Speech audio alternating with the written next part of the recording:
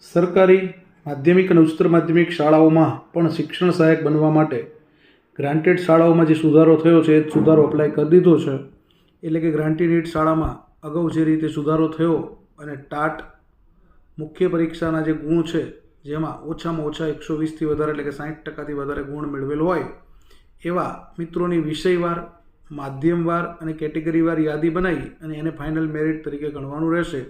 તો એ રીતે માધ્યમિક ઉચ્ચતર માધ્યમિક શાળાઓ જે સરકારી છે એ ભરતીની અંદર પણ હવેથી મેરિટ ટાટ મુખ્ય પરીક્ષા જે છે સેકન્ડરી માટેની અને ટાટ મુખ્ય પરીક્ષા હાયર સેકન્ડરી માટેની એમનું તો કે ભાઈ વિષયવાર જે જગ્યાઓ છે, કેટેગરીવાર જે જગ્યાઓ છે, માધ્યમવાર જે જગ્યાઓ છે એ જગ્યાઓ પ્રમાણે